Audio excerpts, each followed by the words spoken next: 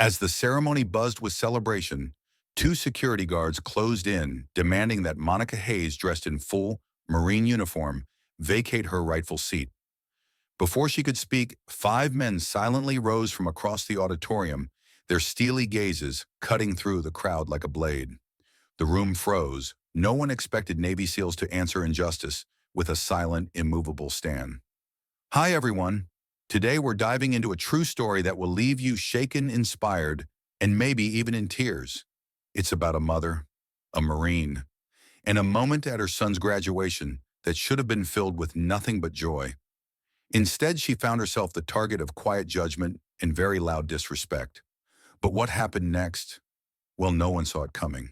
When five silent figures rose from the crowd, everything changed. And it all began with one woman's quiet refusal to move. This could happen to anyone, even you. So before we dive into the story, take a moment to like the video and subscribe, but only if you truly enjoy what I do here.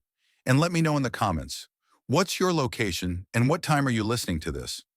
The sun had barely risen when Monica Hayes pulled her Dodge Durango into a gas station on the outskirts of Temple, Texas. She checked the time 5:02 a.m.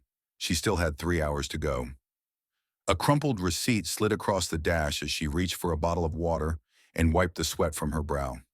The long drive from Fort Bliss had felt heavier than usual, not from traffic but from the memories tucked in the glove box beside her.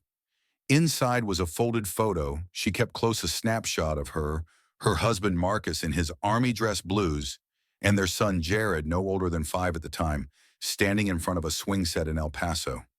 The edges of the picture were curled, now worn soft from years of being handled. But the promise she'd made that day remained crisp and clear. I'll be there for him, no matter what. 12 years had passed since Marcus was lost in a roadside blast outside Kandahar. In the years that followed, Monica carried on serving another 5 deployments, then transitioning into recruitment. Always steady, always alone. And today her boy was graduating high school. She smiled, eyes blinking hard as she pulled out of the lot, merging back onto the eastbound lane. Mile after mile, cornfields gave way to pastures, then to the small-town roads of East Texas. She didn't need GPS. Her mind had mapped every turn. By the time she pulled into the lot at Lakeside High School, the parking spaces were nearly full. A cluster of parents were unloading gift bags, helium balloons bouncing against truck beds. The air was thick with late spring heat. Monica stepped out, her boots hitting the asphalt with a slow, measured cadence. She adjusted the collar of her sharply pressed uniform, brushed a speck of lint from her sleeve, and tucked the photo back into her breast pocket. The brick building in front of her was lined with banners that read, "Congratulations, Class of 2025. Through the glass doors, she could see the bustle inside, families hugging teachers, laughing, the glow of camera flashes, bouncing off the auditorium's entryway walls. She exhaled deeply and walked forward. At the entrance, she was greeted by a teen volunteer wearing a blue Lakeside High polo shirt. He smiled nervously at the sight of her dress blues. "Ma'am, a ticket?" She handed it over without a word. He scanned it, then looked back at her uniform. "You're all set. Row 3 on the left, family section." Monica gave a polite nod and stepped inside. The auditorium smelled faintly of old wood polish and fresh flowers. Red and silver balloons were tethered to chairs. Posters of graduating seniors lined the walls, including Jared's, his wide grin almost too big for the photo frame. Monica found her seat, third row end of the aisle. She sat down, gently adjusting her skirt, smoothing it once over her lap. She glanced around. The rows were packed. Some families chatted excitedly. Others were fussing with corsages or camera angles. She noticed a woman in pearls glancing her way, then leaning in to whisper something to her friend. No surprise, she was used to it by now. The uniform brought questions, assumptions, praise sometimes, other times, polite distance. Monica folded her hands and waited. Up on stage, a faculty member tapped the mic. "Good morning, everyone. The ceremony will begin shortly. Please silence your phones." The national anthem began to play through the auditorium speakers. Everyone rose. Monica did too, hand flat against her chest. Her eyes drifted up toward the flag hanging above the stage. Her heart beat steadily beneath her fingers. As the anthem ended, applause rose and the crowd settled back into their seats. Monica's remained upright, posture perfect. She wasn't trying to be noticed. It was just muscle memory drilled into her bones after decades of service. A few moments passed before the first hint of tension arrived. Two uniformed school security guards began to make their way down the center aisle. One was broad and older, with a radio clipped to his belt, and a walk that suggested he'd taken one too many liberties with his authority. That was Officer Brent Calloway. The younger one, Officer Kyle Dermott, was lankier with the smug confidence of someone who thought the badge gave him an edge in every room he entered. They walked with purpose, glancing across rows. When they reached Monica's row, they stopped. Calloway leaned slightly, his voice low but firm. "Ma'am, this row is reserved. I'll need to ask you to move to the back." Monica turned slow and deliberate. She reached into her jacket, pulled out her ticket, and held it up. "This is row 3. Family seating. It's printed clearly." A student confirmed it at the entrance. Calloway barely glanced at the ticket. "Yes, well, those plans have changed. This row's been reassigned to some of the school board families. We're just asking for cooperation." Monica met his gaze. Calm. Measured. "With respect, I've driven 7 hours to be here. I'm not moving." Dermott stepped in, then chewing his gum like it was a protest all its own. "Look, lady, don't make this difficult." Heads started to turn. A few whispers. A few phones were lifted. In the row ahead, Mrs. Joan Radcliffe, a white-haired woman with thick glasses and a cane resting beside her leg, turned slightly and spoke clear enough for those around to hear. "She has every right to be here. Don't you two forget your manners." Tanya Bell, wife of the school board president, sat in the VIP section to the far left. Her pearl earrings caught the light as she lifted her phone just slightly. She didn't say a word, but her eyes flickered with interest. Monica remained still, her voice never rising. "Is there a problem with my paperwork?" Calloway's lips thinned. "Don't make us escalate this. Please cooperate." But Monica wasn't budging, and deep inside something was shifting. The room was watching now. The auditorium air thickened as if every breath now carried a silent charge. Whispers rippled down the rows. Monica's crisp uniform suddenly felt heavier, not because of the metals or the fabric, but because of the stares she could feel pressing into her from all sides. Her spine remained straight, her expression unchanged, but her hands folded tighter in her lap. Officer Calloway took a small step closer, enough for the shine of his belt buckle to catch the overhead lights.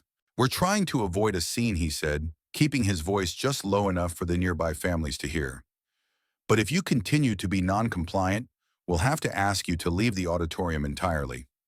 Monica tilted her head slightly, her eyes meeting his squarely. "Is that an official request or just a personal opinion, officer?" The moment hung there, thick brittle, ready to snap. Behind her, a teenage girl whispered to her mother, "Why are they picking on her? She's not doing anything wrong." The mother gave no reply, just tightened her grip on the program in her hands. Monica glanced toward the stage. Jared wasn't out yet, but she knew he was somewhere backstage waiting. She thought about his shy smile, the way he used to cling to her hand during his first year of middle school, and how hard he had worked to make it here. He didn't need this day to be overshadowed by confrontation, but she also couldn't let him see her give in. Officer Dermott now folded his arms, chewing his gum with exaggerated boredom. "Ma'am," he said, dragging out the word like it tasted bad, "we're not going to argue. We're going to escort you to another seat now. Let's not waste time." It was at that moment, just as Monica began to stand, not in surrender, but in preparation for whatever came next, that something shifted. From the far back corner of the auditorium, a man in a dark blue sports jacket stood slowly. His hair was streaked with gray at the temples, his face marked by time and resolve. Reed Morrison. 3 rows over to the right, another man stood tall, broad and imposing, his posture calm but unmistakably commanding. Andre Collins. From the aisle, a younger man, wiry but alert, rose next. Luis Santiago, his eyes already locked on the guards. Then Bradley Knox, a southern oak of a man with a beard like brushed iron and hands that looked like they could still carry battlefield gear without flinching. He stood with a slight nod, his chin raised. And finally, Malik Bryant, the quietest of them all, dark-eyed and unreadable, but unwavering. 5 men, spread across the auditorium, uncoordinated yet unified. No words passed between them, no gestures exchanged, and yet their movements were perfectly timed, as if drawn by the same invisible string. The effect was immediate. The room stilled. Children stopped rustling in their seats. Parents who had been scrolling their phones now sat upright. Some leaned forward, sensing the weight of something greater unfolding. Calloway turned his head slowly, as if feeling the temperature change, but not yet understanding why. He met Reed Morrison's eyes, and something in him faltered. Reed took one step forward, then another. The room watched as he moved with the slow certainty of a man who'd never had to explain himself to bullies, and wasn't about to start now. Luis Santiago flanked him on one side. Andre Collins mirrored him on the other. Malik and Bradley stayed behind Monica, closing in like a silent perimeter. Calloway's tone wavered slightly. "Gentlemen, this is a school matter." Reed Morrison stopped just short of Monica's row, and that he said, his voice low and even as a United States Marine you're trying to humiliate, a decorated officer, a mother, and the only person in this room who once carried 4 of us on her back when we were pinned under fire in Kandahar. Dermot blinked. What Bradley Knox added, she dragged Reed out with a shrapnel wound in his leg, pulled Malik from a burning vehicle, and got Andre to medevac before any of us realized how bad he was bleeding. Andre nodded, folding his arms. She didn't ask for permission then. She didn't flinch, and she didn't complain. So maybe think twice before you ask her to move now. The silence was now deafening. Mrs. Joan Radcliffe clapped once instinctively before realizing she was the only one. A beat later, someone near the back joined in, then another. Calloway looked rattled. "We're just doing our job. This area was reassigned." Luis Santiago raised his voice just enough to carry. Then whoever reassigned it did so with the wrong motives. Bradley added, "Y'all can find another row for those VIPs. This one's already taken." From the VIP section, Tanya Bell slowly lowered her phone. Her perfectly applied lipstick didn't hide the fact that her jaw had gone slack. The principal, Denise Holloway, was already pushing through the side stage door, her heels clicking fast across the hardwood. Vice Principal Raymond Ellis followed behind her, adjusting his glasses. "What's going on here?" Holloway asked, her voice clear and composed, but edged with authority. Calloway opened his mouth to respond, but Holloway raised a hand. "I wasn't asking you, Officer Calloway." She turned to Monica. "Ma'am, are you seated where your ticket directed you?" Monica nodded. "Yes, ma'am." Holloway glanced at Ellis, who was already pulling up the digital seating chart on his tablet. "Confirmed. Row 3, left section, seat 7. It's hers." She turned back to the audience. "Let me be clear, this guest, this Marine, this mother, is exactly where she belongs. And I'm ashamed anyone made her feel otherwise." Ellis stepped forward. "On behalf of the school, we offer our full and public apology to Mrs. Hayes. This seat is hers, and so is our respect." A slow rising tide of applause followed, no longer polite but thunderous. Students, parents, faculty. Even those who'd remained silent now found themselves clapping harder, longer. Calloway stepped back, face reddening. Dermot looked like he wanted to vanish into the floor. Monica remained seated, spine straight, lips gently pressed together. She nodded once toward Reed, then to each of the men who had risen. No words were needed. The battle was over. The applause still echoed when the lights dimmed and the principal returned to the stage, this time with composure but a noticeable shift in her presence. It wasn't just a ceremony. Now it was a reckoning, one that had unfolded in real time in front of hundreds of family, students, and local officials. A reckoning witnessed not through raised voices or angry signs, but through silent defiance and earned loyalty. Monica sat back, her hands resting softly in her lap.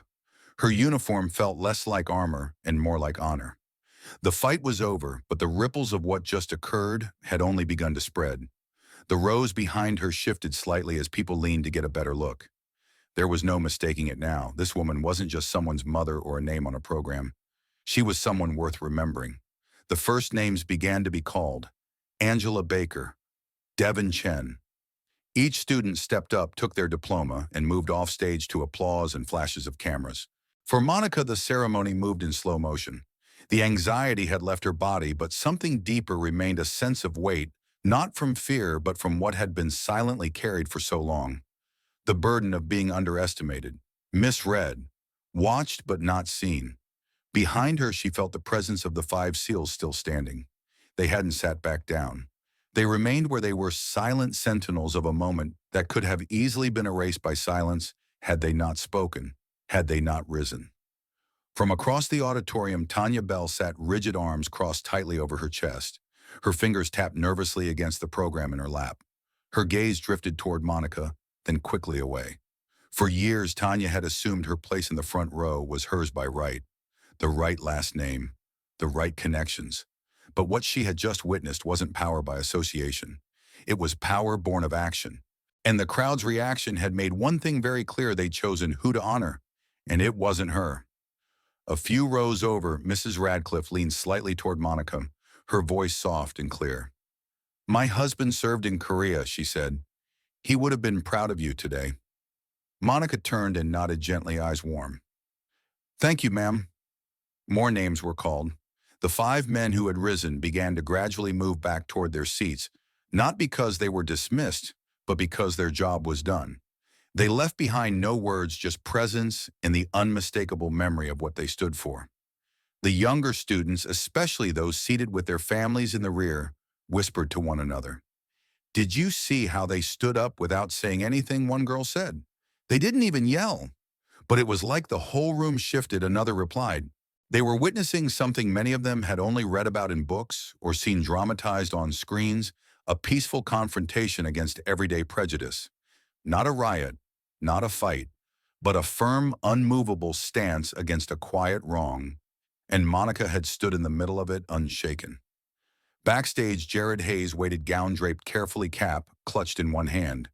He had been listening from behind the curtains. One of the junior stage assistants had rushed back to tell him, breathless, "Your mom." She didn't move. She stood her ground. And the whole place saw it.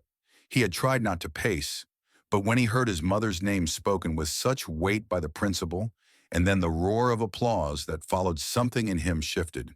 He had always known she was strong. He had always admired her discipline, the way she could hold silence like it was a sword. But now the entire community saw it too. The dignity he'd grown up with wasn't something theoretical. It had been tested right there in front of his peers, and it had won. His name was still a dozen places from being called, but already his breath came slower. His shoulders sat back straighter. From the back of the room, Mr. Lanning, a science teacher who had taught at Lakeside for nearly 30 years, leaned over to a fellow staff member and murmured, "That boy's going to walk up there taller than all of us." On the stage, Principal Holloway paused briefly between names, then looked toward the family section. "Before we continue, I want to acknowledge something important," she said, eyes sweeping the room. "This morning we almost lost a moment, not just for one family, but for our whole community. We nearly allowed protocol to overshadow principle. But thankfully, the right people spoke, and a mother's strength reminded us all what dignity truly looks like." The crowd applauded again, no longer tentative. This time it came with standing ovations from some, including teachers, faculty, and even a few students in their rows of caps and gowns. Monica, still seated, inclined her head slightly. She didn't stand to accept the recognition. She didn't need to. And then the name everyone had been waiting for: Jared Marcus Hayes. The sound of the auditorium shifted like the wind catching a flag. Jared stepped out from behind the curtain, tall and lean in his black gown, his expression unreadable at first until he caught sight of his mother. Then it broke. A smile spread slowly, almost like relief, almost like pride, but more than anything else, clarity. This was the moment, the one she'd driven 7 hours for, the one she had defended with nothing but a ticket and her spine. The applause surged again as Jared took the stage. He accepted his diploma, turned to the audience, and locked eyes with her. He didn't wave. He didn't speak. He just nodded. A single steady nod. And Monica returned it. Across the auditorium, the mood had completely shifted. What had started as a simple ceremony had become a lesson, unplanned, unrehearsed, but unforgettable. Conversations whispered earlier in corners now swelled in volume. She didn't even raise her voice. She didn't have to. That's the kind of strength we should be teaching our kids. Even the security guards, now seated on opposite sides of the auditorium, avoided all eye contact. Dermot was still chewing his gum, but slower now, jaw clenched. Calloway stared at the floor. Behind the crowd, the 5 SEALs exchanged brief nods of acknowledgement, one brotherhood recognizing another. The last of the students received their diplomas. Balloons swayed from rows. Camera shutters clicked. But nothing, not a single flash, outshone the moment Monica had created simply by standing still. The ceremony wound down in a flurry of announcements and applause. But for Monica, time moved differently now.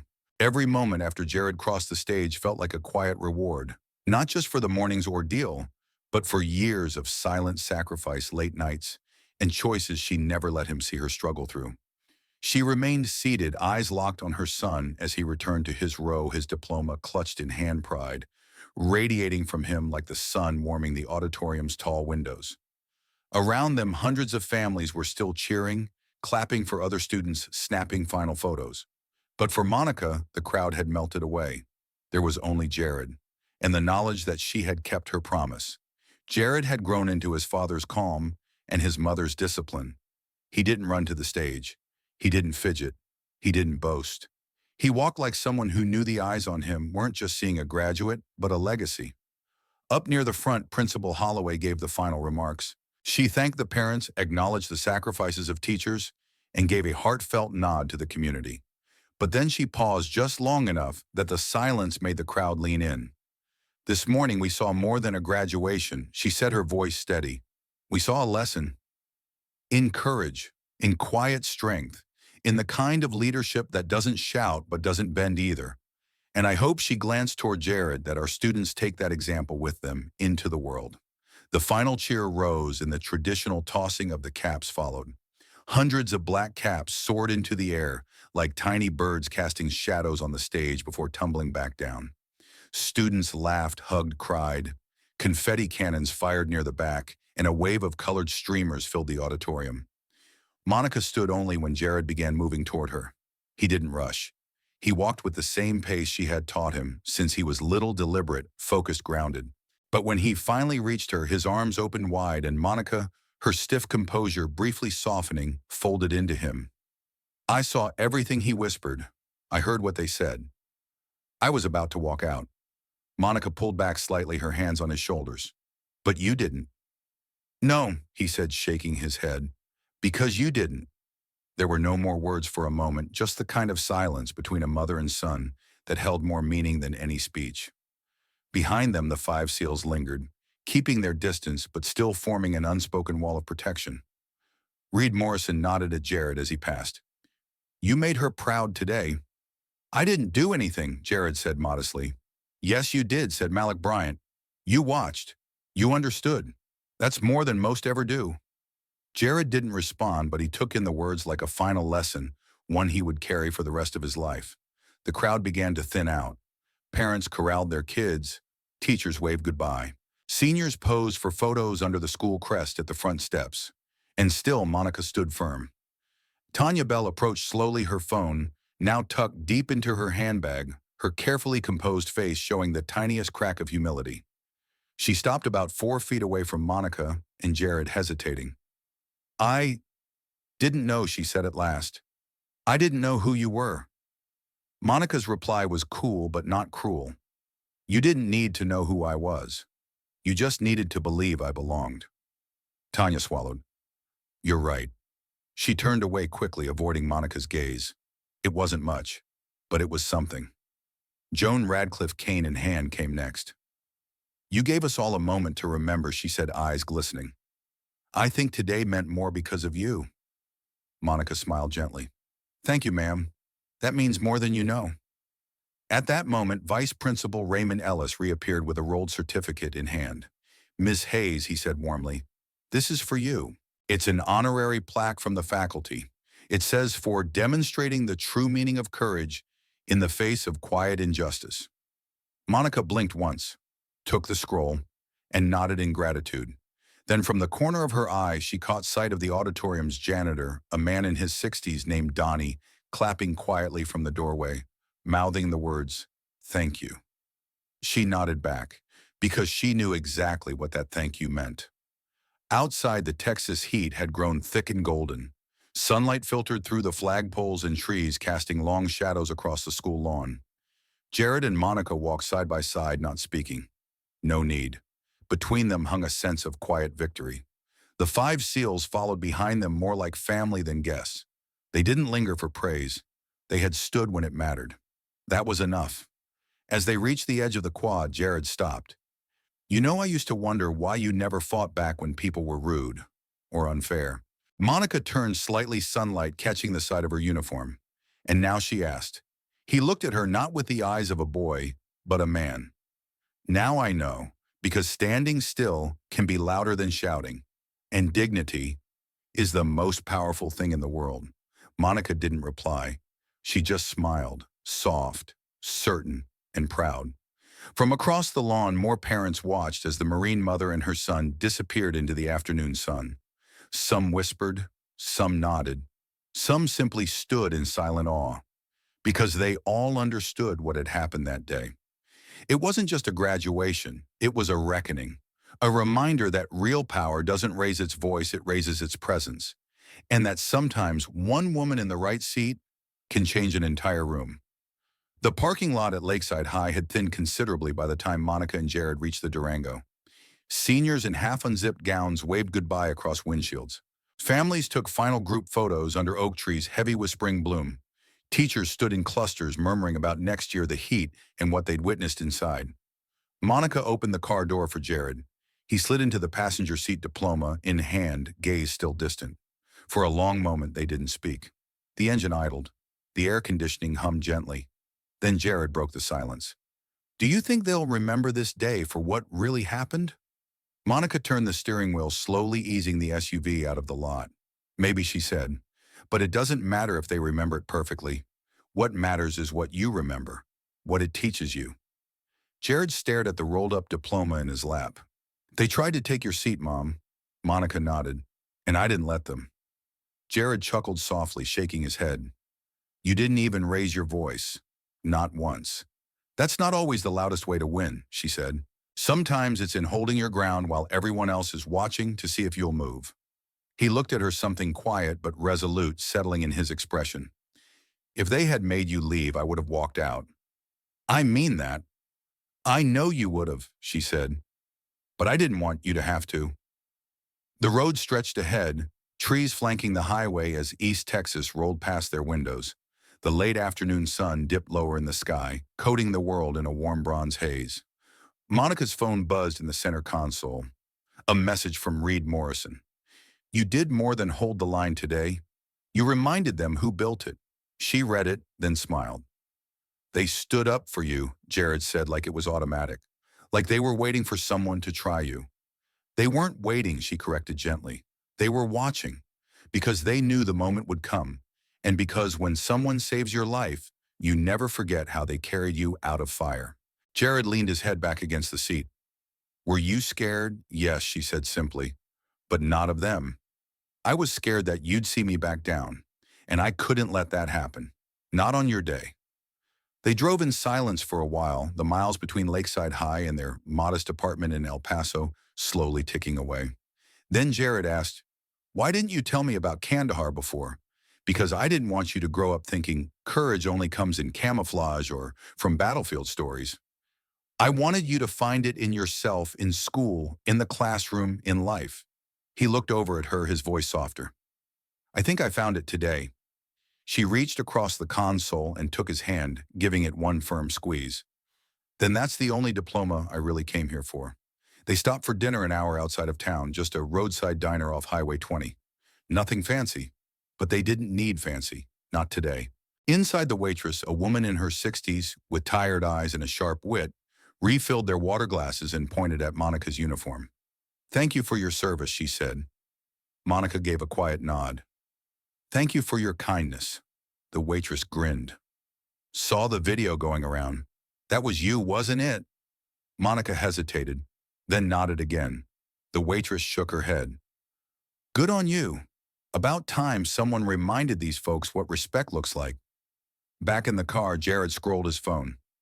Mom, he said, a little stunned, this is everywhere. There's like 4 different videos already. One has over 90,000 views. Monica raised an eyebrow. Let's hope people remember the lesson, not just the moment. They are, Jared said. Comments are filled with things like, that's how you handle it, and she taught them without yelling once. People are calling you a role model. I don't need to be a role model, she replied. I just needed to be your mother. That was always the mission. As the sky deepened into dusk, they rode quietly. The road was long, but peace had returned to Monica's mind. In the rearview mirror, she saw the folded photograph still tucked in her sun visor. The one with Marcus, with Jared, with their little trio of hope and service. She reached up and touched it briefly. "I kept my promise," Marcus, she whispered. "I was there.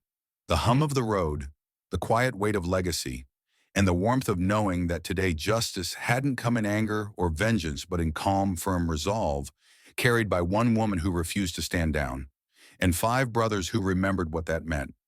Sometimes we imagine injustice only exists in big loud forms, in courtrooms, headlines, or history books. But the truth is, it often shows up in the quietest places. A graduation ceremony, a seating chart, a polite request with prejudice just under the surface. What Monica Hayes showed us is that you don't have to shout to make change. You don't need to fight to prove worth. Sometimes all it takes is refusing to move physically or morally, just holding your ground calmly, confidently when the world tries to tell you that you don't belong. And when others see that strength, when they recognize the quiet dignity in your presence, they rise too. It's not always about resistance. Sometimes it's about presence, stillness, knowing your worth so deeply that you become immovable. This story reminds us that true power isn't in noise, it's in values. And the people who carry them with grace will always leave the deepest impact. If you've ever felt underestimated, overlooked, or told to step aside, remember Monica Hayes. Her seat was never up for debate, and neither is your dignity. Let that be the lesson we carry from Lakeside High.